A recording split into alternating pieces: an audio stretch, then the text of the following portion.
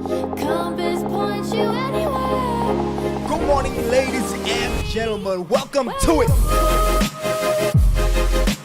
Good morning to the folks. What up to the youngins and bless up to the world. And then Jay just put your info on blast like that. It's what the people want to know, bro. My bad. Nah, bro.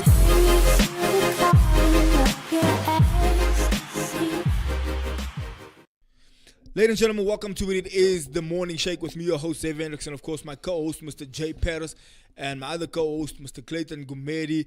We are ready for the show, and we want you to be a part of the show this morning, so please don't forget to jump in on the comment section and speak your mind, ask any questions, get involved. Mr. Paris, what's happening, my brother? 100%. Good morning to the folks. What's up to the youngins and bless up to the world. It's your boy, J. Paris, and we're coming to you live on this beautiful Monday morning from Johannesburg, South Africa. It's the Morning Shake, powered by the Inside Show, and it's one of the best podcasts in the world. And we are ready, we're expectant, and we're just ready for an amazing encounter here this morning. Good. Clay, do you have a microphone there, my brother? Are you on? Can we continue? Cool, perfect.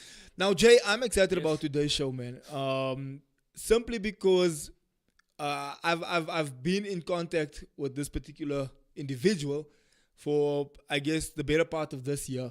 I was introduced by him through my cousin, and he went to an event. In fact, his father went to an event, heard him speaking, and said, "Listen, I want you to meet this man." They met. They subsequently became friends. And then my cousin phoned me, said, "Hey, listen, man, I know you're in the space of wanting to empower people. I think this is someone you should meet." I said, "Okay, let's do it." And he said, "Let's have something. Let's invite a couple of people just so people can hear him speak." And we had an event. In fact, you were at that event. Yes. We had a side hall event with about, I guess, probably close to 100 people in the room. And we invited this gentleman over, and we had the time of our lives, and we then decided, no, let's keep the momentum going, and we subsequently became friends. Jay, do you have a little bit of a? Do you want to take us in? No, definitely. Again, we definitely expecting. So here this morning, a renowned business strategist, a public speaker, and the master of wealth creation at, I hope I'm getting this pronunciation correct, at Wealth and Air. Yes, correct. Correct, Wealth and Air. So yes, ladies and gentlemen, without further ado, introducing to you Mr. UGOCHUKWU OMEOGU. Mr. UGOCHUKWU. Definitely. Did he get it right, Mr. Ugu? Yeah, absolutely. Did he get it right? Absolutely correct. You got it right. I've been practicing it for the past 4 days. Ever since Pastor Xavier mentioned that we're going to have Mr. UGOCHUKWU back here in South Africa. So it's an honor, it's a privilege. Welcome home now. Thank you. Welcome home. It's so good to have you. Yeah, it's been an amazing experience meeting with Pastor Xavier. It's incredible the kind of spirit he has. And I've been around the world, but this space feels like home. Like, coming here and hanging out with him and you guys and Matthew himself, it's been definitely an awesome experience. I think it's a good place to be, yeah? Nah, I'm happy. Yesterday we had a bit of a chat over lunch, and you said you feel home. Yes. You feel comfortable. Yes. You feel loved. Yes. Everyone is receiving you well. Yeah. Yeah, it's the thing is, if you know people, you got to feel the spirit, the energy that they have. The time is how much welcome you are. And I get inspired anytime I'm around you guys, especially Pastor Xavier, man. You have an incredible energy. Nah, thank you. Thank you so much. Listen, Mr. Ugu, I want to firstly thank you for making it today. We had a show scheduled for earlier, but then you ran into some health challenges. But thank God that God managed to heal you quickly, a miracle healing. You're not 100% on your A game, but you said, look, we make this happen. We agreed on this. Let's make it work. And so thank you so much for pushing through. Thank you. We don't cancel, we create. Come on. We've started already. We started already. Ugu, Jay and Get I your were notes out to start. Yeah, I'm going to say what he always says. Write this down. Write this down. And we were speaking about yesterday's session that we actually had, your sermon and your message that you gave at church yesterday. And for anyone who hasn't seen that, it's worth checking it out on Crystal Church. It will literally be the last video that we posted a couple of hours ago, less than 24 hours ago. It should still be up there. And we were chatting about it, and we were saying that it's almost as if every quote that you say is like a tweetable quote. It's like something you can make a status about, because all your quotes are so meaningful.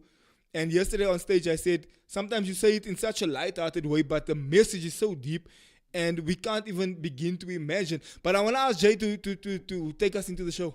No, 100%. I think there's just so much to dive into. Like we mentioned, you were on the podium yesterday here at Crystal Church. In May, you were here as well. And I've got my notes here still from May. As you can see, there's just so much here that it's like this fruit with so much juice that we can squeeze out of. And again, we're definitely looking forward to the show. I mean, one of the tweets or the quotes that I have here that you mentioned, you know, there's so much in life that people desire. You desire so much things. We have these dreams, these aspirations that we trust in God to take us from point A to point B. But there's a quote that you mentioned: life doesn't give you what you desire, it gives you what you learn.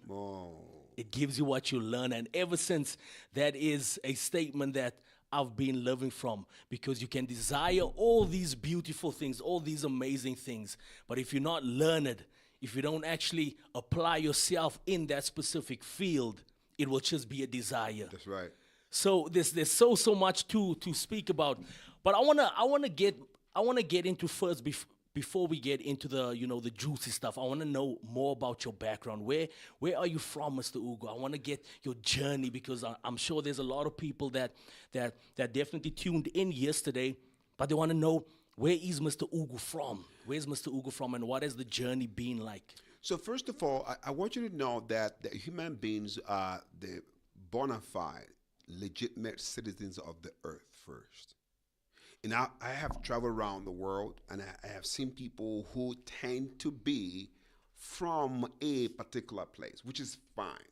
But your presence on earth is for humanity, okay? Mm-hmm. I give an example. I traveled to a country called Ghana, right? But for the record, I'm from Nigeria, though. I'm from Nigeria originally, right? Now, I went to Ghana, and I was teaching them about the concept of wealth. That's about 20 years ago. And everybody there was thinking, okay, he's Nigerian, I'm Ghana, right? Now, I said something in the hall, in the church. It was incredible. I said, because they were not open to receive the ministration for their lives. So I said in church, and I said, if you are a Ghanaian, I want you to stand on your feet. That was in church. If you're Ghanaian, stand on your feet. They all stood on their feet. I said, I want Ghanaians to go to the left side of the church. If you're a Ghanaian, move to the end of the church, to this side of the church. Every Ghanaian went to the side of the church, this side. I said, if you're a son of God and daughter of God, go to this side on the church. Why Ghanaians stay on this side? Guess what happened? Everyone went to that side. Everybody became the sons of God. Come on. And then that opened their mind to the possibility of what God has for the earth. Right? Come on. Now, if you say you're from South Africa, you're from America, you're from Japan, which is fine. You must be located somewhere. But let me tell you, I told them in church that day that if your mind is the size of Ghana, you're having less than 1% of what the world wants for you. If you think like Ghanaian, if you think like South African, if you think like British, you're just 1%. But if you think like God, you have the universe working in your space. So the question I ask people is, your identity determines how you engage the world. Who are you, right? There are so many of us who are born in the image and likeness of God, who operate on this reality, but we are located in different parts of the earth, so we can affect the earth as a salt of the earth and create abundance for people around that kind of place. So, but originally, from Nigeria, and it's one of the best land blessed with a lot of mineral resources. You know, we've got a lot of oil and all of that, but sometimes bad leadership can cause people not to have the best of what is there. And guess what? That's why God put me there. Mm-hmm. Mm-hmm. Wow, so that's amazing. I like the concept that you mentioned, that you can be particularly from a particular place, but that's not where it ends.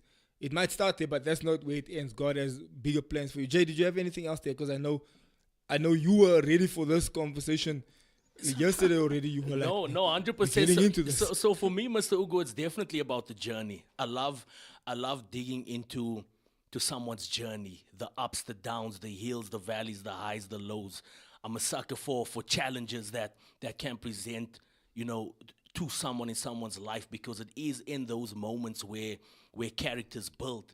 So I want to know the journey, obviously, to where you are now. Where did it all begin? What was those first moments where God basically opened your mind. You know, Pastor Xavier always speaks about in 2010 when he went over to America and he found himself in this arena, and God just opened up his mind to everything that God basically said, when you go back home to South Africa, execute on X, Y, and Z. And that was basically an encounter that he had at that specific moment. Can you track us back to that one specific encounter that you might have had with God, where he basically opened up your mind to say, you know what, Mr. Ugu, this is your purpose. This is what you created to do. This is what you designed to do. And this is what I want you to execute for people on this earth. And is there a date, a year specifically? Yes, it's a journey though. And I had an interesting start. I was born in 1973, and 1 year, 6 months after I was born, I had polio.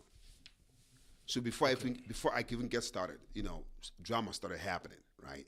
I had polio 1 year, 6 months after. Mr. Ugo, what exactly is polio? Polio is a condition that weakens your muscle. It's a condition that makes your muscle weak, not to be strong, so you can barely walk with your legs because the muscles and the nerve endings that carry blood and nutrients to your different parts of your body is weakened by polio. Polio eats up your nerve endings, so the blood circulation and nutrients do not get to different parts of the body, so it makes your muscle weak. That's what it is. So at 1 year, 1 year, 6 months, I had this condition called polio, and then it made it difficult for my leg to fully develop that I can walk without a stick, you know. So that was the issue there. So it kind of like was a bad start, you know what I mean? So, but then as a little boy, I didn't know what that was. But as I was growing up and I walk in some kind of way, people look at me and laugh and say, look how this guy is working. And I'm like, I don't even know I'm like that, okay? But it is actually a reality in my life, okay? And what does that mean? One day, my dad had already retired back to our village, our local area. And then our school was too far from my house. And my younger brothers, Ike and Martin, which is my younger brothers, they would go to school from my house, and I could not go to school from my house because the distance is too far. And because of the polio, I could not trek. And my dad didn't have a car. So every morning, my younger brothers wakes up in the morning, they walk to school, and I could not. And it was kind of like giving me some stress. You know what I did someday? I woke up one night and take their school uniform and soaked it inside the water so they don't go to school the next day. It was crazy. And my mom just dealt with me that morning. I'm like, are you crazy? But guess what?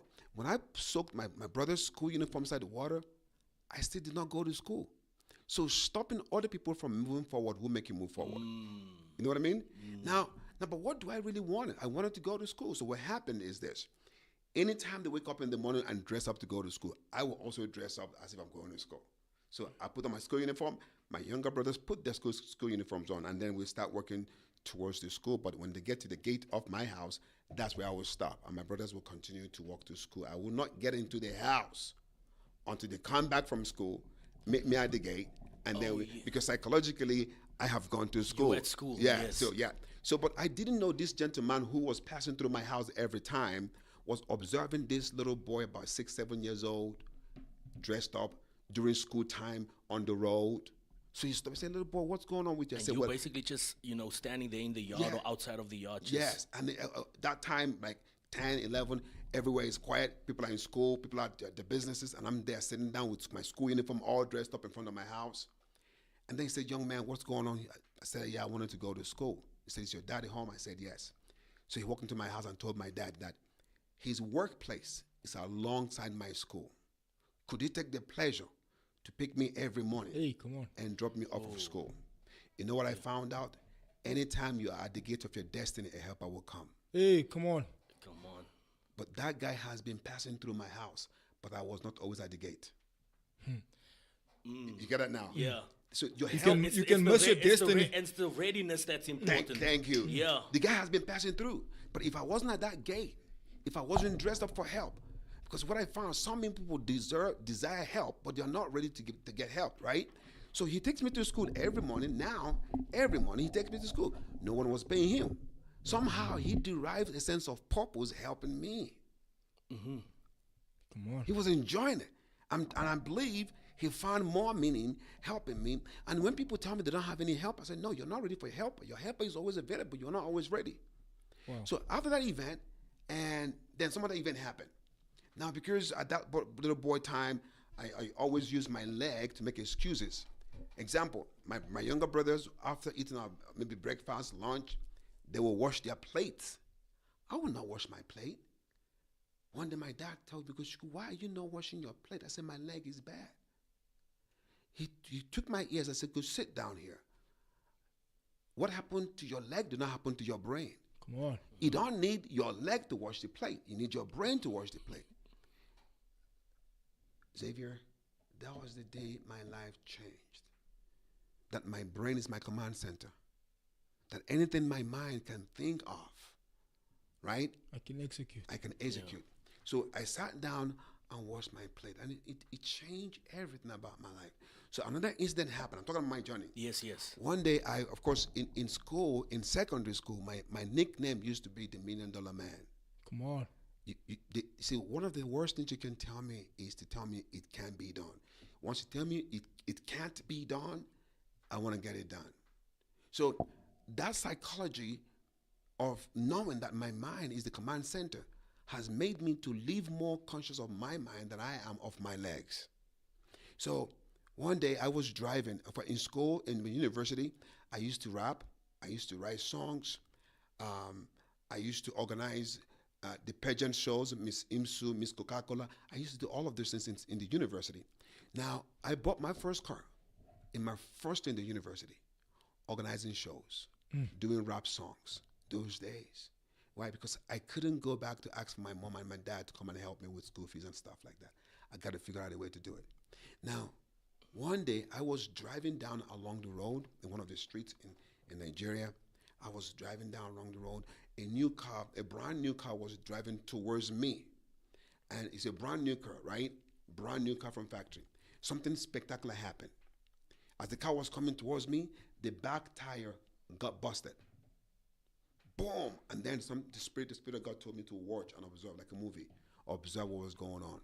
So I sat back and watched the car. So the driver was trying to swerve and things like that. He pulled over by the shoulder of the road. And guess what happened? The driver of this brand new car came out of the car and then went back to the back of the car, opened the boot of the car and brought the spare tire of this brand new car from inside the boot and then changed the bad tire. And I'm like, wow. If man in his little wisdom can build a brand new car, and while the car is still brand new in the factory, they put a spare, knowing that if that car leaves the factory, the possibility of a flat tire is going to be there. Don't you think that God in his infinite mercy and great wisdom has known that the day you were born, anything can happen? You could lose your leg, you could lose your eyes, you could lose your nose. Don't you think that God has put a spare ability inside of you should you lose any of your limbs, any of your senses? That was the day it dawned on me that God creates everything twice. I found out whatever I lose physically, I make up mentally. From that day was a second moment in my life that I know I'm as powerful as my mind can be. That whatever happened to my physical leg has no limitation on me. Some of the things I can't do, I leverage on people's legs. There's so many people whose brain are not working. I can borrow them some brains and use their legs and hands. You get my point right now? Yeah, no, Okay. 100%. So that incident really changed my life forever. That whatever your mind can conceive, your body will follow. So I decided, you know what? I was thinking that I was using my mind as a substitute to make up for what my leg had. My leg was bad, right? I was thinking if I get my mind all together, read and study and become more mentally powerful, I'm going to substitute what I lost physically. And then as I begin to do this, people start coming to me for solutions. Wisdom started coming to me. And all the people who have legs, who don't read, who don't study, started coming to me. I found that what I thought was a substitute was actually the main thing. The legs and hands are accessible. That was what really changed the trajectory of my life. He's telling the story. Yeah, no, 100%. No, 100%. He's picturing the car on the side of the road. No, there's just so much to ask and to squeeze out of this session and out of Mr. UGOCHUKWU, most definitely. But before we get to all the quotables, I mean, there's been a lot of quotables already. Even in those stories, those stories. I just want to find out. So now we in college. We're in college. You're rapping. You setting out pageants. You bought your first car to assist you in that regard. What does the next 10 years from there look like in terms of Jay, that's also why that's all, because Jay was saying everything you say is like bars, right? He's like, everything you say is bars. Like, if you say something, it sounds like. You can see So that now I see where it came from. Where it came from. You know, when I was in secondary school, first you've seen I physically I'm challenged, right? So we used to, do you know Kano Wankwo? The famous it's a Nigerian footballer, one of the biggest in the world. Kano Wankwo. Kanu, I don't know his surname, but I know Kanu. Yes. He's one of the biggest players. players. He played in the Premier League. Yes. I In know Milan, Kanu. AC Milan, and all of that. Yes. No, you know. So he was my schoolmate, right? So during inter-house sports, we'll come out as different houses in the hostel to play inter-house sports. And that physically I can't play football, but I said I'm going to be in the pitch. So we'll come into the field. I'll go and stay at the goalpost. And my friends looked at me and said, Millions, what's going on? That's my nickname, $1 Million Man. Millions, what's wrong with you? You can't. I said, no, if I don't play football, nobody's going to play football here. You have no right to tell me not to play football.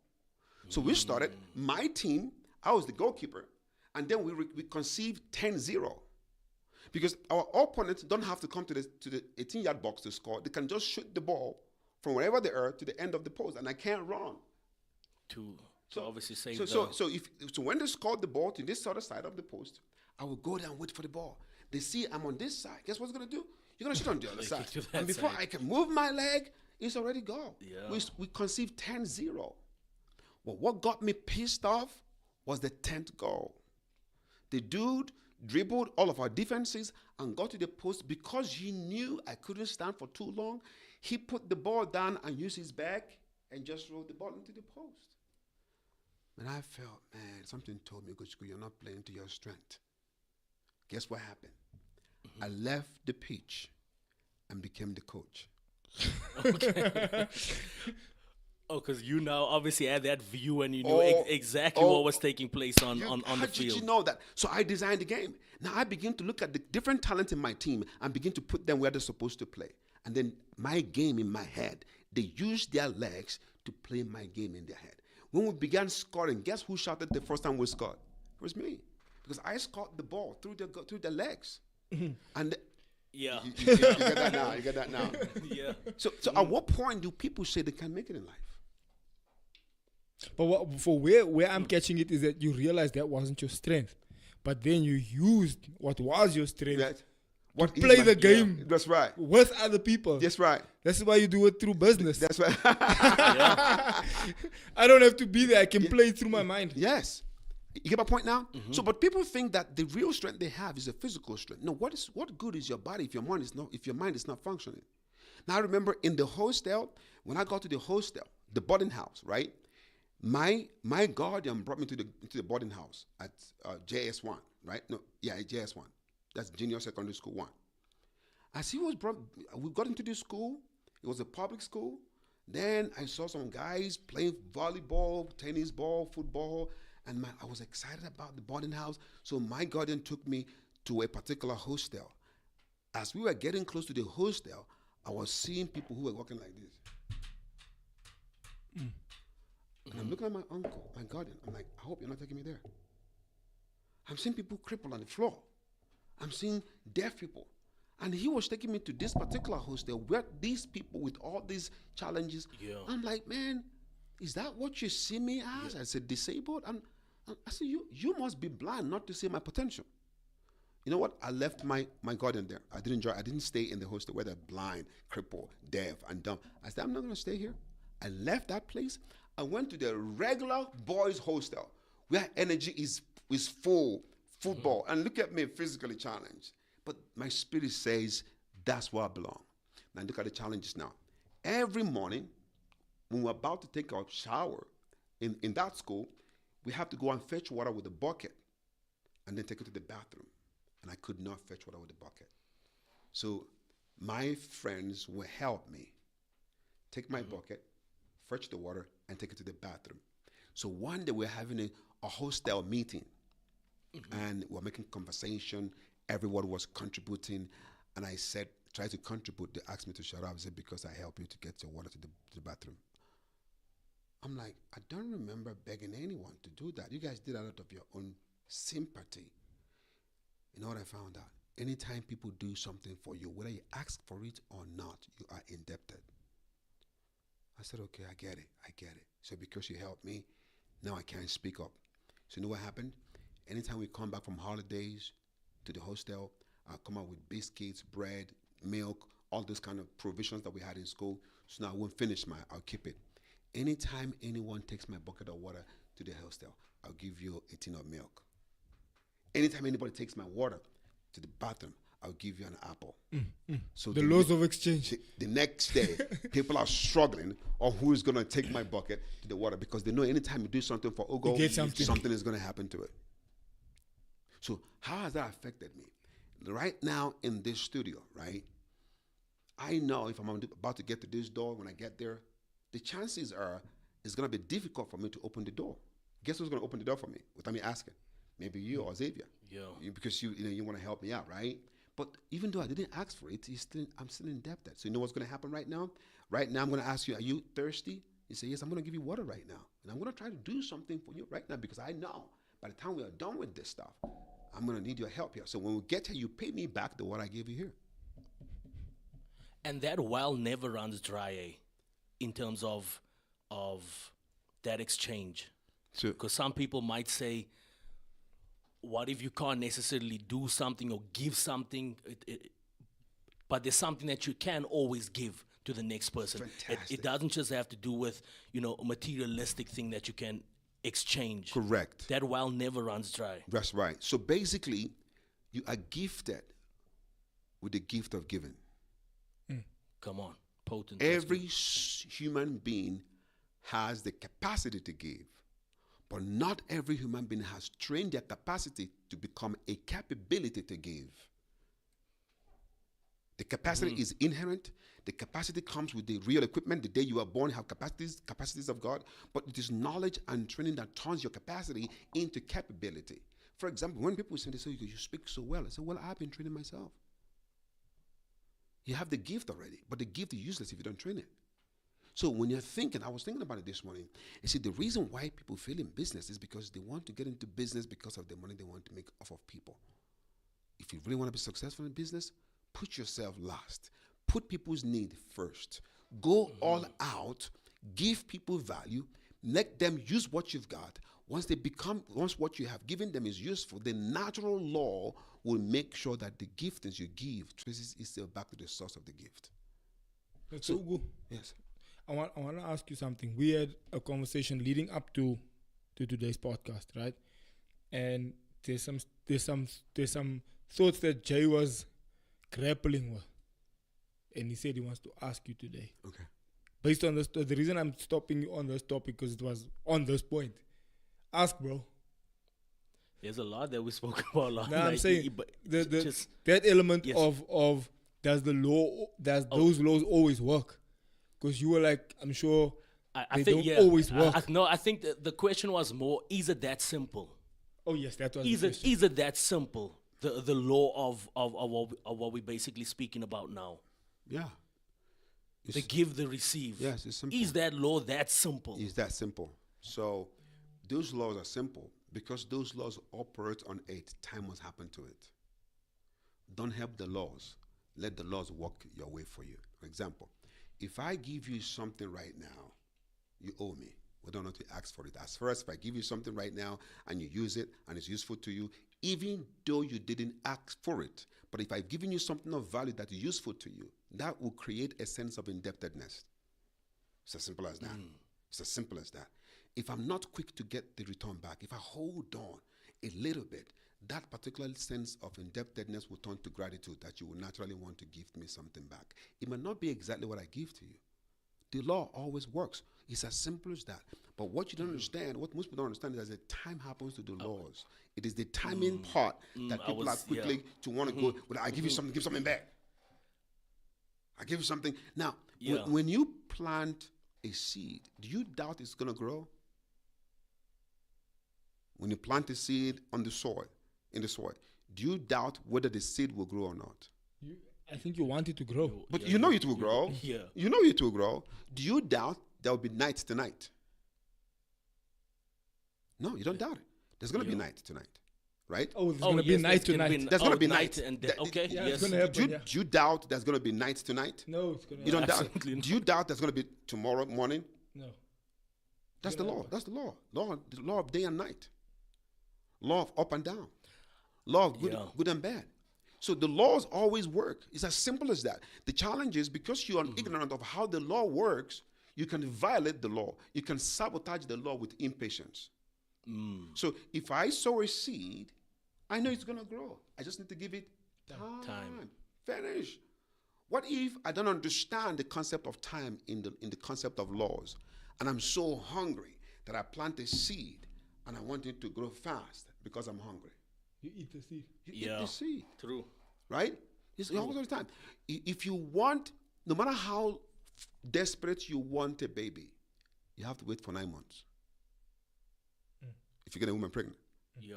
But if you say, no, I can't wait for 9 months, let me get 9 women pregnant, you still have to wait for 9 months. You're going to have 9 children 9 months later. Right? Yeah. The law works all the time. It works all the time. They're about, on Thursday, right? On the program we're talking about? Yes, yeah. I'm gonna talk about the laws, about 8 laws of wealth. It's gonna blow your mind. For those who don't know what we're talking about, Yeah. we didn't finish our agenda. Let me not say agenda. Let me say we didn't finish our lesson yesterday, and we asked people whoever's interested in continuing, we can do it again during the week. And so Right. we're just confirming. Well, we confirmed today Right. that we're gonna do Thursday night at 7. So that's Right. what Mr. Ugo was talking about. So law of exchange says value will always return to the source of value. When something goes into the ground, it must first of all go deep before it comes up. So there's 100%. there's anthrophotic growth, where if you plant something as a seed, the first growth is within before without. When you plant a seed, it grows in. The roots have to do and take balance before it can support the sprout. And check it. Most branches of trees are like the roots. So the deeper the roots, the stronger the branches. Come on. So for any result that is outside, there must be a corresponding value on the inside. If the result you have in your life came from an outside source, you can't sustain the result because the root of that particular result is not within you. So you can copy someone's concept, but you don't know how it got there. That's right. Just tracking back a little bit to the whole concept of the give and receive and the value returns to value. I think the complexity around there is the time aspect. Mr. Ugo spoke about you don't doubt that there's night to night and there's there's morning tomorrow morning.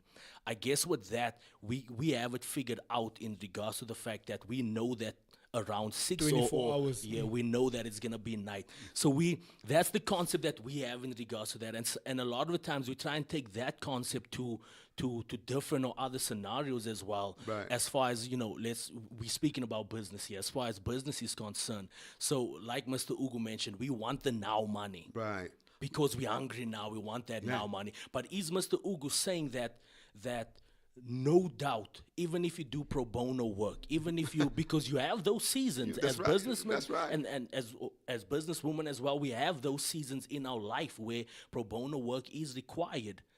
Is it a guarantee that some way or another on this journey and this voyage, that value will definitely return? Because there's a lot of people that do have the skill and that is exuding or giving out this value, but some people find themselves in a situation where the returns is not maybe showing up as yet.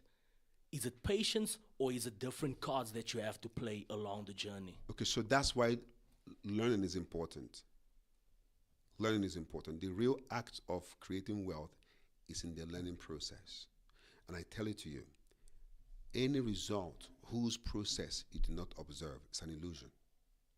And any result that you cannot repeat, the first one was a mistake. The real value is in the learnings of how the result came, not the result itself. Because you can borrow result, you can't borrow process. You go through process. And some process is difficult. Yeah. Now listen to this. I tell people, don't be distracted by the glory of my result. Be inspired by the discipline of my process. Come on. Does it make sense? Yeah, You come can on. see me walk up on Yes. stage, walk lots. I'm in Las Vegas. I'm preaching all over the world. I'm traveling. So Mr. Go, oh yeah, no. That's a distraction. It's a highlight reel. Yes, you just That's need, the end product. Yeah. yes. You need to go back to how did this guy Get get to that here? point. That's what I want. Because if you don't know my process, you can't sustain my result. Now, even now, it's a duration. Now, it's a duration. You're saying now Yeah, is now the is the duration. Yes. Explain Wait, it. yeah, elaborate. Because on now that. I'm lost. Now is a duration. Even now is a duration. So how long is your now? I ask people. For example, can I get this box right here? Yes, yes. Let's call this box $1 million. Let's call it $1 million. Okay. Let's call it $1 million. Okay. I'm gonna put put it here, $1 million. Okay. I'm gonna put my timer up right now. I wanna put my timer up. My timer right here. My stopwatch. Okay, stopwatch. I'm gonna put my stopwatch right now. So I want you to come to get this at the count of 3. Get it. 1, 2, 3. So how many seconds? 1 point. 1 point. So it took you 1.8 seconds to get him now. So what do you want now? How far are you from that which you want now? So even on. now took Yeah. 1.8 seconds. So you're Even now took. Yes, yeah. Give me that again. Now I'm going to ask you. So your only is 1.8 seconds. So I'm going to ask you to hold on a minute. Okay, at the count of 3, 2, 1. I want you to get that $1 million. 1, 2, 3. 0.73 seconds. So how long is your now? Less than a second. Less than a second. How Yeah. long is your now? 1.8 seconds. 1.8. So by reason of skill and development, you may have been so underdeveloped that what you want now can take you 10 years to get it. He must have developed himself so well that whatever he wants is That can take him. because it takes him lesser time to get it because it took more time to develop himself. Oh, No, 100%. Life doesn't give you what you desire; it gives you what you learn. I blow my mind. I blow my own mind Yeah. sometimes. 100%. I blow my own mind. Now, so you want cars, you want houses, you want this and that. But who are you in the quality of your level of yourself, in your competence, in your belief system, that if I say, no, go get it, it might take you 10 years to get it. But if I've been developing myself, the more I develop myself, the more I am closer to being the person that deserves what I desire. Come on. There's so many things you desire and you're not deserving of. You've not built the corresponding competence, mindset, belief system that can make you walk up to that thing. Matter of fact, you don't walk up to those things. You attract them by the quality of the person that you've become through your mind, through your philosophy, through your skill set. And that's why I put this $1 million here. I said, can't get it. I put a timer. And by the time you get out of your lazy mind and try to figure out how life is difficult, 50 years is gone. You're damn broke at the age of 60. But this young man here has been building himself the last 10 years. And I said, $1 million, boom. So age has nothing to do with it. No. It's your willingness to learn and to develop. The question is, how long is your now? What is the duration of your now? What does it mean? The things you want now, how long will it take you to get it now?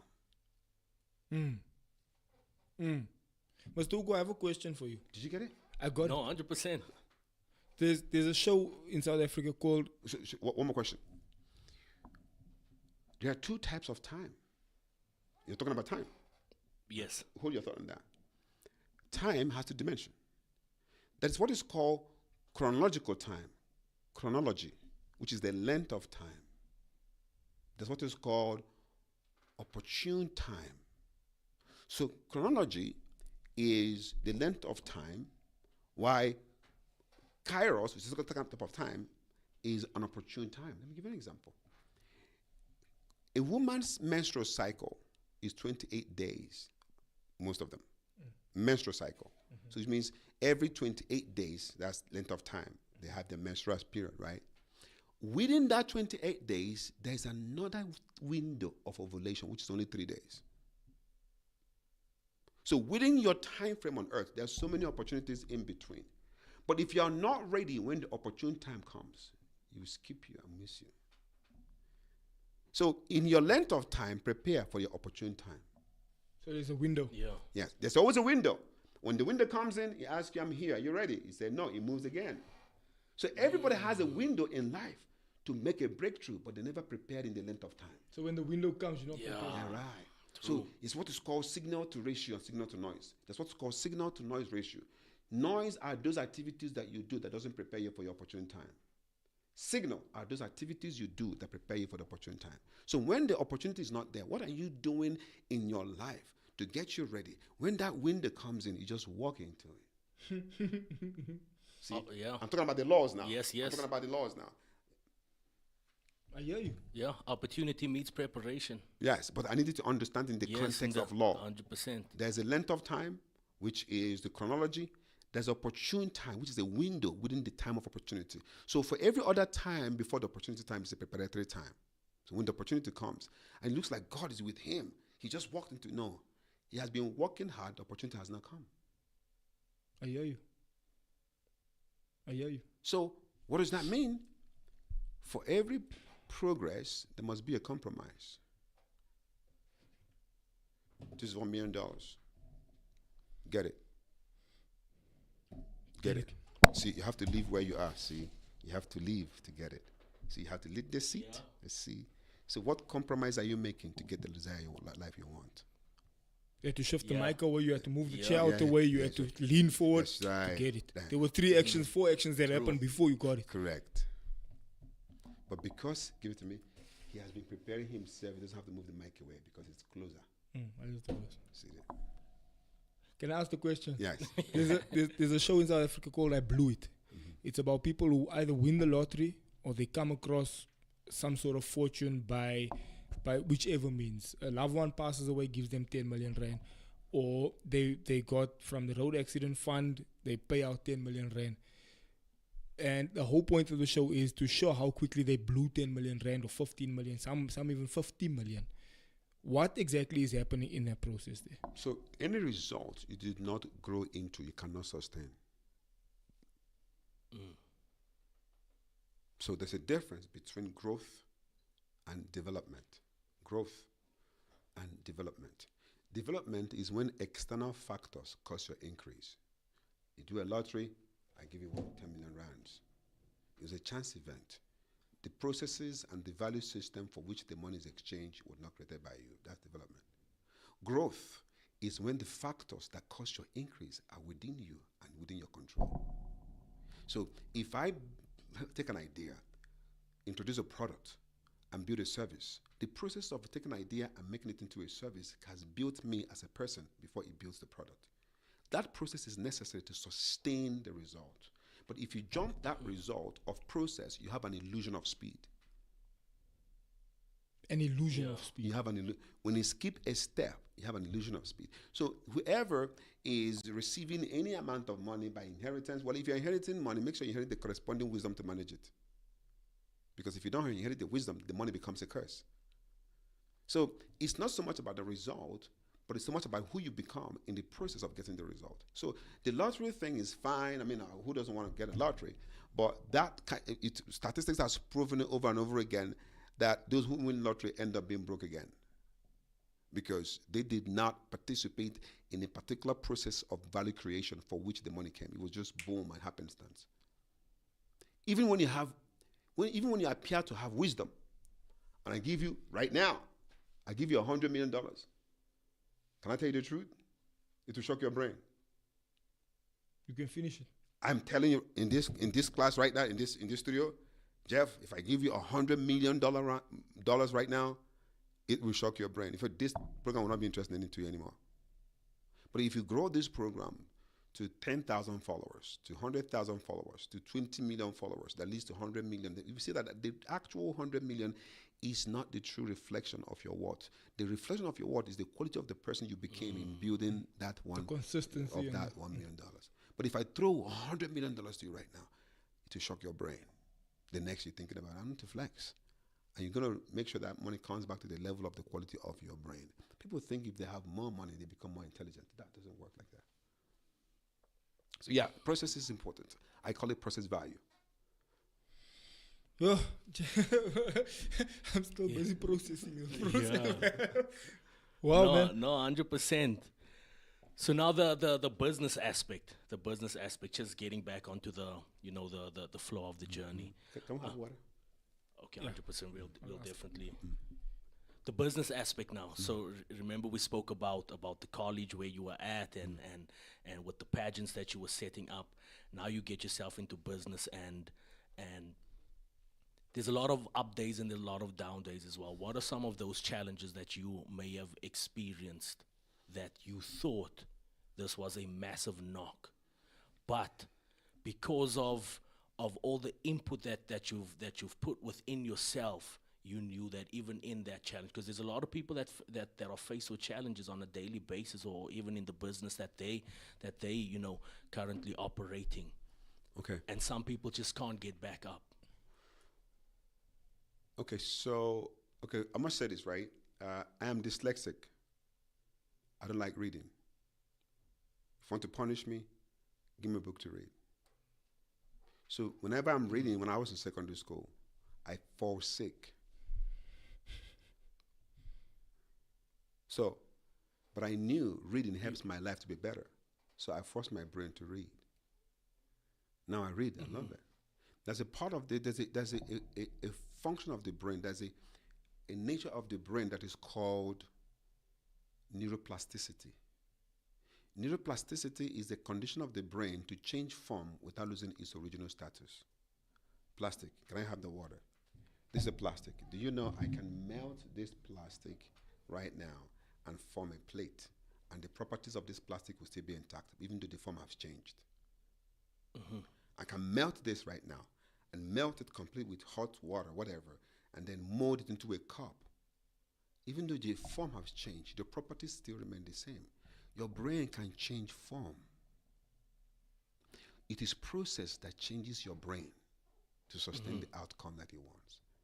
So I can tell you literally, I remember a particular time, I gave someone 10 Bitcoin. And I was trying to invest in this young man. And this young man took the money and ran away. But guess what happened? It was a major it wasn't a setback. I mean, I started early. Well, I have started my life early because of my crutches, my physical challenge. I started process very early. I have read the Bible 17 times from Genesis to Revelation. 17 times. So my mind has been built solid based on the fact that I'm always insistent on getting and sustaining outcomes. So, but in this particular case, when this guy took the money right away, I didn't lose sleep at night. I didn't go back. Right now, that money is $1 million. But I didn't go back, oh my God, I lost my life. I have seen people who lost less than 10 million, 1 million rand. They probably want to commit suicide because they think their worth is in the money. You understand? You can lose anything. Don't lose your mind. Now I ask people this question. What do you have to lose? How much do you have to lose to be poor? How much do you have to lose to be poor? I'm asking you. How much money do you have to lose to be poor? For me personally, I think I can't ever go poor based on what I've been through life, based on my challenges, That's it. If there's any amount of money you have to lose to be poor, you're already poor to the tune of that money. We just need to remove that money to see that you're already poor. You are a disaster waiting to happen. So when people ask me that questions, maybe I'm one of the lucky few people who started building from early in life. Life dealt me a very dramatic hand early that I had to start learning early that I can afford to be stupid. Like, physically I am not, I don't have all the advantages. So if you can afford to be, I'm not talking about you, like you can afford to mess up, you can do Uber, you can do boat driving. I'm not saying these are bad things. You can go and do manual labor, but I can't. I have to be rich. God took the option of poverty away by taking my leg away in the first place. I have to be driven. You have to put the ramp for me. You have to. I need a chef. I have to have a doormat. You know, my life is expensive. That's by default. But my point is, if you ever have to lose anything, right, to lose your mind, you never had anything in the first place. That's the best I can answer that question. I've always in my life, since I started early, knowing that I have to build foundation. I have to be the person that controls and creates the outcome. That saved me from, having a terrible experience where something has happened to me. Except for my leg that I have to deal with. I don't remember any particular thing. Mr. Ugu, when you travel... Like this morning, I was feeling so sick. When I woke up this morning, I thought I was going to die because I had, cold. And then my boy went to the hospital, right? He asked me, can you cancel the program? I said, no, we don't cancel, we create. I was saying, I'm dying. I was saying, go to the doctor. And he said, sir, it's 10 minutes to showtime. I said, don't cancel it. Yeah, he called me right before 9 o'clock. Yeah. But we came on and we told everyone we'll be back at 11, yeah. Yes, I was in the hospital when I called you. So here's my question. It's a conversation we have a lot. You travel the world. You always tell me this, is that people are people all around the world. What's your experience with people, whether you go to China, whether you go to India, whether you come to South Africa, whether you go to Europe? What's your experience with dealing with people? Yeah. And shockingly, I find people are the same. They want a good family. They want to connect with their friends and family. They want to have a good family time. They want to be successful. And I find everybody is basically wanting the same thing that people want all over the world.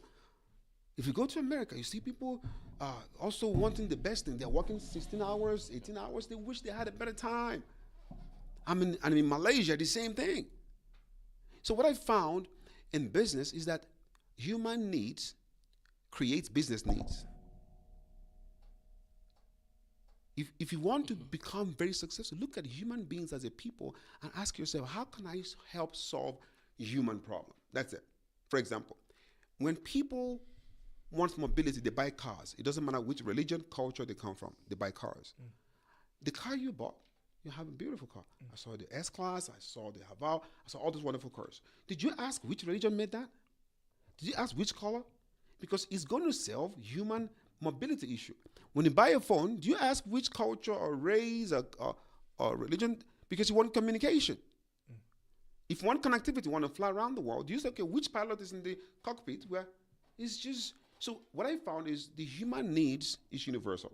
Everybody's pretty much the same. We're looking for the same thing: happiness, joy, family, fulfillment, purpose. That's what I found.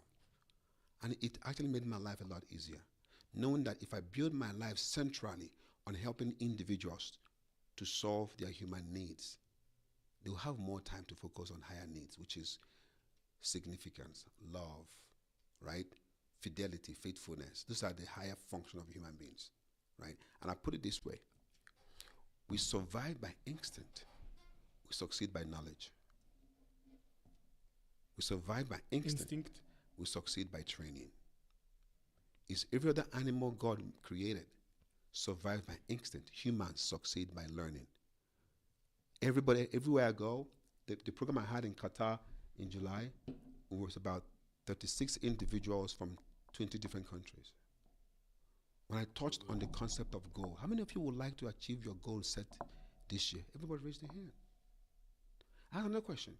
If your company is doing like $10 million and above, raise your hand. Most of them raise their hand. I said, okay, now those that raise their hand, $10 million and above, that's a lot of money, right? If you believe you've not scratched the potential of what you can be, raise your hand. They still raise their hand. Which means no matter where any human being are, they still feel like they can. Something. Yes, right. There's 5 points you mentioned yesterday. I don't know if you want to go somewhere else. Just a quick question, Mr. Ugu. Can you miss your calling and your purpose because you more after the quick money and the quick bag opposed to actually solving a problem? So you in the question, you do find something that does solve a problem, but it's not necessarily your calling or your purpose or exactly what God has called you to be. So it can make funds, but it's not your purpose. You can make what? It can make money. Apologies. It can make money, but it's not Okay, necessarily. let's rephrase the question. Let's rephrase the conversation. That's what is called human condition. Okay? Human condition are those experiences and circumstances that shape our character and determine our decision. Human condition are those circumstances and experiences that shape our character and determine our conditions, our decisions.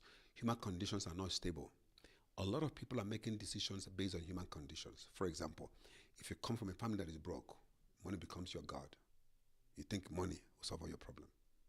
But those that have money are looking for purpose. Those that don't have money are looking for it. So when a man and woman makes decision based on human condition, that decision cannot last because conditions of human beings are always changing. But when you make a decision based on purpose, even when the condition changes, your purpose still remains the same.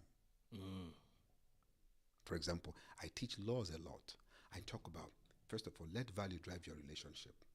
Money will always come if you let time happen to it. And it has opened doors for me. I told you yesterday, we're going to have more sessions for the church. I said, let's build the people because he has a strong, healthy heart for the people. I see that. And my connection with him, beyond everything he is his heart for the people. I know this guy is great. I didn't say he's going to be great because greatness manifests through time, but you are great before you manifest greatness, which means you cannot become what you are not. Yeah. Did you get it? I say he's great, right? There might not be anything looking like it physically, but there's a seed of greatness in him. That seed of greatness is his desire to want to build people. That desire is greatness. That's a seed. Now, he's not attracting people like me, whom I'm already known, whether or not he knows it, but he's on the right path. If your desire is to build people, if your desire is to serve people, you are already great in that moment. But the world will know it in time as you continue to develop your skill, develop your mind, to now begin to do activities that is related to the part of building people. The greatness that you are manifests through time. So my point is, human conditions are those situations and circumstances that shape the character of a man or woman that determines his decision. But those conditions are not very stable. And that's why someone says, I'm loyal to you. It's because he's getting money every month from your pocket. So that loyalty is in question. That's compliance. That's not loyalty. The person doesn't even know he's not loyal. He doesn't even know that his loyalty is to the money or benefit he's getting from, not to the cause and the vision that he's part of. So if someone brings more money, he'll leave you. He doesn't even know. This person does not know because what is fueling his or her decision is the human condition. The need at the moment. That's you understand what I'm saying? The circumstance at the moment. He doesn't even know it. The day he comes away and someone offers him money and he walks away from it, he doesn't feel his denial because he's not even aware that it is the conditions of life that's making him make decisions. But the day a man comes to a realize of purpose, having a sense of meaning of what your life is about, and you make a decision based on purpose, even when the conditions are not right, your purpose will still keep you going. And I know that it is more purposeful to serve than it is to make money. But it's impossible to serve and not make money. Did you get it? Yeah. It's more purposeful to serve because it carries with it a sense of fulfillment when you're serving. And when you're serving and people are getting better at who they are and people are using your ideas or your product and they're solving the problems, the natural response to that is they want more of that. And when they want more of that, it comes with gratitude and resources. But what if conditions make me act like I want to serve? I'm pretending like I want to serve. But in my heart, I want money. So good. Or now in my heart, I want status. Yes, in my heart, I want status. So over 2 months, 3 months, money is not coming. I'm like, okay, this stuff is not working. They didn't put me on the stage. I'm leaving. I'm leaving. That's human condition. But if your mind is based on purpose to serve humanity, time stops. 1 million years becomes 1 day. You live in eternity now because you live your purpose every day. With that being said, Mr. Ugo, is money the end goal? Is money everything? Because I feel as though people are in this rat race chasing the money. And it's the money that that sort of solidifies whether they're doing good or not. But Mr. Ugu keeps saying it's the purpose. value and the purpose that you give to humanity. That's right. That brings the money because And money, that can be currency as well. that is currency, not can The- be. Money is a shadow of value. But that's the 5 points I wanted to get to that you mentioned yesterday. You said credibility, credible Good relationships, character, competence, and then the cash comes. Yeah, that's money. So that currency comes even before the cash. Yes, the real money. Remember, I told you yesterday, money is any means of exchange of value. Money is any means of exchange of value. Money is any means of exchange of value. Even if it's not cash. Cash is the least of money. Yeah. In that case, I'm rich, most. Yeah. If you wake up in the morning tomorrow and you're driving to work to a business, say, well, that's where you're going to say, I'm looking for money. You're a poor man.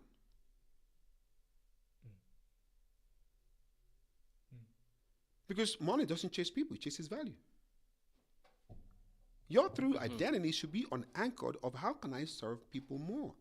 The natural response to that is money. It is, if you think, okay, what are you doing? I have to pay my bills. You are a damn intelligent poor man. You're intelligent enough to know you need money, but you're not intelligent enough to know that money does not follow those who want it, it follows those who create value. So, but the question is, why are people chasing the shadow? Because they don't understand the concept of value. They don't understand it. Do you know what value is? Value, okay, when you hear value, what do you hear? What do you think that value is? What do you think value is?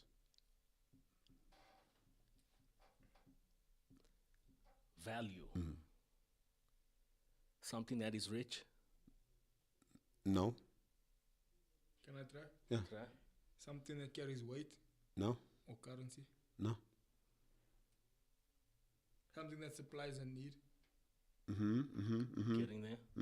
That fills a space. That creates a... that supplies a need. That closes a...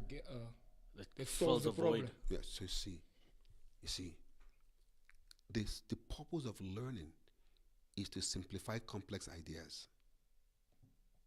The purpose of learning is to simplify complexity. Now, value is anything that is useful to the user.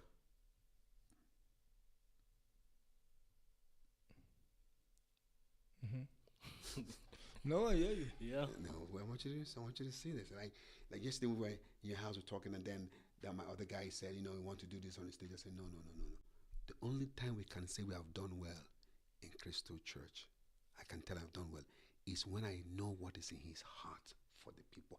I can come here and speak big grammar and talk big and get people inspired, and it might be outside what he desires for the church. So my ego is serving me. He's the one that would tell me that to go. I'm happy. Why? I may have said all the wrong things anybody wants me to say. And he said, that is what I want you to say to my people. Until what you have as value is useful to someone else, it's not valuable. So let me give you an example.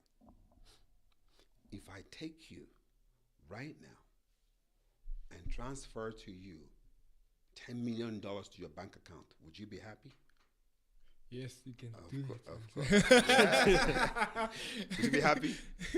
You'd be happy, yeah. We can bro, send why the would you not details. be? Yeah, right. I'll send you the details. It's December coming up. Right. And I tell you the condition that you die tonight. Would you still want it? The condition for the $10 million is you're going to die tonight. No.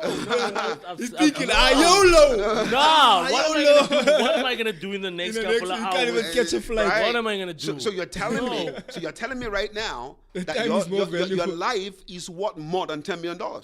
Yeah, of course. You just more. rejected. Much more. I rejected the money for time. I see. Can you imagine that? But do you wake up in the morning feeling that you're worth $10 million? 90% of the time, no. Because if you truly believe you worth $10 million, who you talk to will change, how you talk will change, where you go will change. You'll be living in a different reality in terms of how you view your life. Do you know how many people who never really realize how much they are worth until they're dead? Don't know, answer the question. Now, I asked that question to make this point.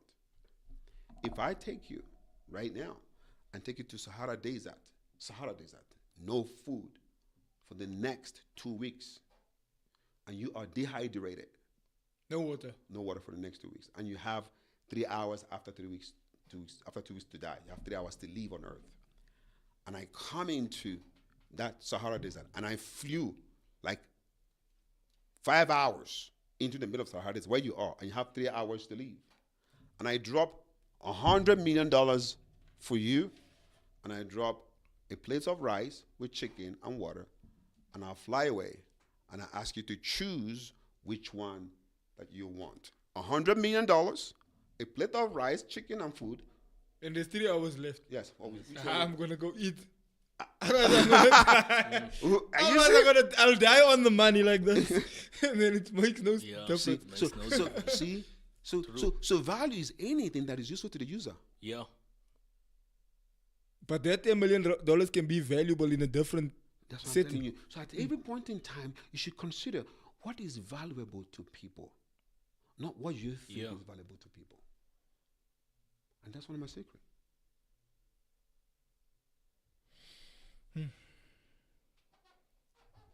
Mr. Ugu, it appears that we have reached our time Okay. here. Right? That was an hour. Yeah. That felt like 5 minutes. But you get a joke, right? You get a drill, right? Just before we get to the next couple of points, people in the comment section, please ask your question. We got 5 minutes left. Ask your question. Drop a comment. Say something. Mr. Ugu's in studio right now. It's live. Jay, please can you check out some of the comments and let's get some interaction on the online audience, and see if there's any questions, comments. Do you have it open, bro? Yeah, I'm just checking through a few. You can just continue in the meantime, bro. So I just want some audience participation. Right. And while audience are participating, Thursday night we have you live again at Crystal Church. Right. In a smaller session, Right. not in the main session. Well, I don't know if there's a bunch of people who are interested. We might have to take it to the main session, but we're gonna be in a 200-seater space. Already there's 50 registrations, so I will put out the registration link on the bottom of this video as well, and you guys can check it out. Jay, do you have that phone? Number? Okay, at the end of once we're done with the comments, we'll go to the phone number that you can just text the WhatsApp to us on the phone number. We'll secure your spot. There's only 200 seats. 50 is already gone, so there's 150 left. So just text to the number quick. So on that, they were gonna deal. Any question? Yeah, no, it's just a lot of people that's just picking up the conversation. We have people that says that we survive by instinct and succeed by knowledge, and we have people that, again, value is anything that is useful to the user. There's a lot of flame emojis here, and just a lot. Mr. Millionaire makes it's so easy to just listen to him. He has the calmness to him. Right. Thank you. How did that name come about? Mr. Millionaire. The $1 Million Man. Yeah, the million. I've always believed that that I'm not limited by anything. Like I used to say things like, if you ask me a question, I say, is that $1 million question? That's a little boy. Is that $1 million question? So they started calling you $1 Million Man. That's what it's calling me. That's what it started calling $1 Million Man. Is that $1 million question? Have you seen $1 million? Yes, of course. I'm $1 million. I'm $1 million. Yeah. In the mind or No, but or yeah. But the thing is, Jay says in the Yeah, mind. no, already. I've got, because your life eventually catches up to. yeah, but I to have your- a long time. I've been a millionaire for a long time. Well, I've been a millionaire before I became a millionaire. You know what I mean? Let me ask you a question. Do you know it's more difficult to fail and easier to succeed? Explain. Yo. You don't know? Yeah.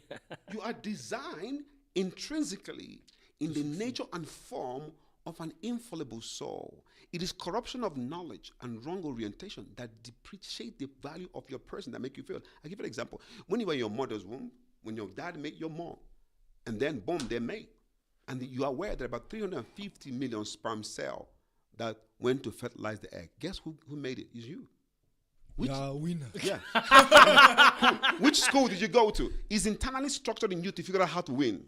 You were smart, you were agile, and then boom, you got there. And when you got there, you stayed in your mother's womb for 9 months. Who told you to turn around? It's an internal mechanism to let you know when to speak around, when to turn around. You didn't tell your mom, I'm coming. You just turned around. Everything got ready. It's when you got on earth, you were introduced the wrong ideology about who you are. Then you became poor instrumentally. Oof. You are designed for success. That's your original design. Now, let me ask you a question. Whenever a plane takes off, a plane runs on the tarmac, takes off, and stays. Do you clap for the plane? Do we? Do you clap? Do we clap? No, we don't. No. Oh yeah. Because what? Basically, we know it should. It's what it's designed for. To do. But when plane crashes, what happens? Investigation. What happened? When a man fails, you're supposed to investigate what happened to your process. There's a big investigation. I like to watch that investigation. Yeah. You know what I mean? You were designed to succeed. And you designed to succeed by following the law that has been put for you before you were born. But when you get the wrong ideology, you begin to invalidate, destroy your own system. It takes everything on this. A man that fails is a man that has violated all the law that has been put in place to help that person become more successful. I'll give you this before we close. Listen to this. I'm going to ask a question. Simple question, and I'm going to close with that. If I take you right now, Pastor Xavier, and take you to an island, and only you be in that island, and build you beautiful swimming pool, ocean view, plants and beautiful scenic, wonderful places, and put all the nice fishes and things like that, and give you mansion and park a Rolls Royce there, and give you all the wonderful things in the world, in this island, and you live there alone till you die. Would you want it? No.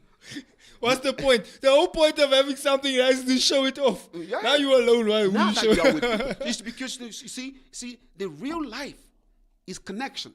The real life is networking. The real life is socialization. So if I give you every material thing in the world and I took you out of circulation and put you there, you think your life is useless. It's useless. Now that you have people around you, how useful are you?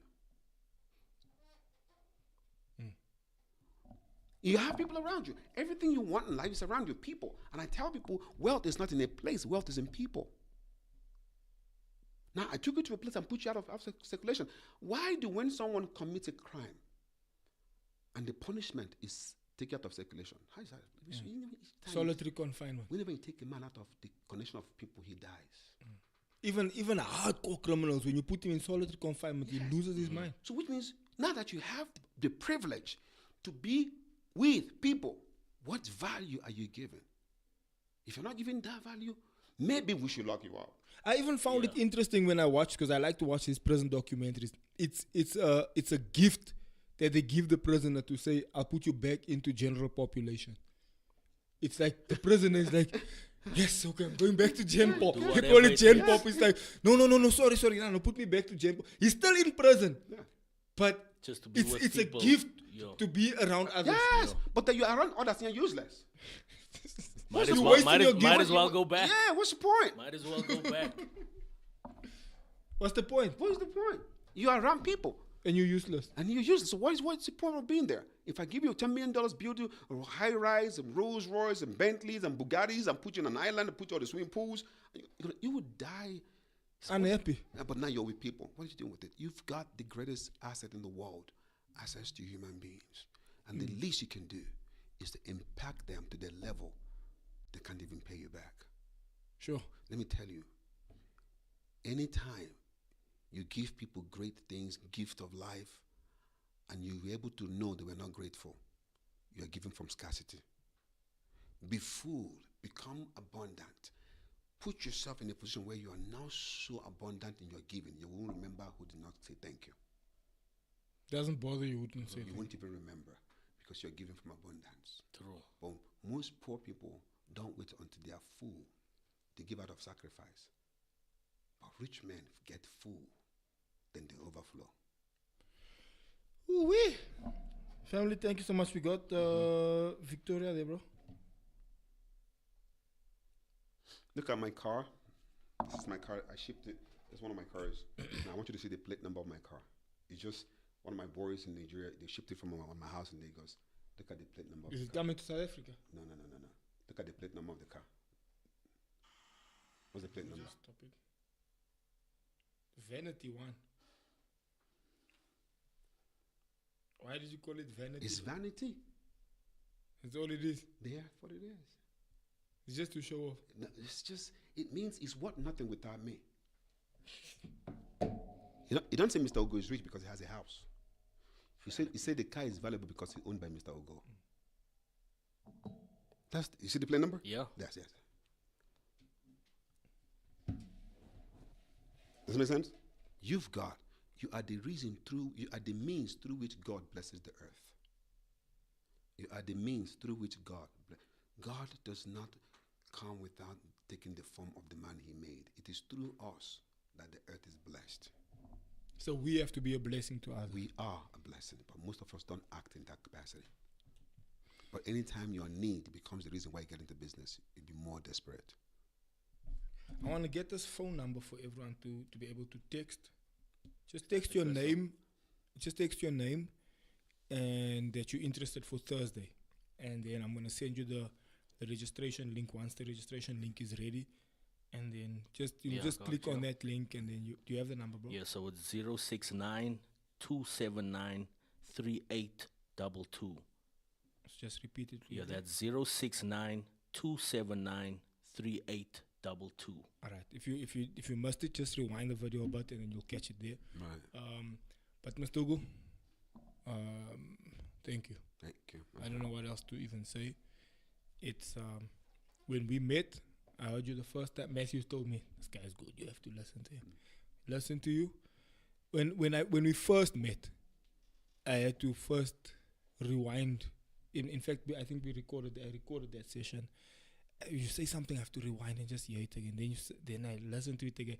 Now I know a lot of what you say. I can finish some of your sentences because I really know you're gonna go there, because we've been spending a bunch of time together. Right.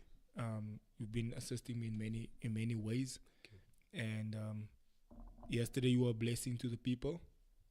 Yesterday you showed up to the point where people said, "No, I'm coming to Thursday."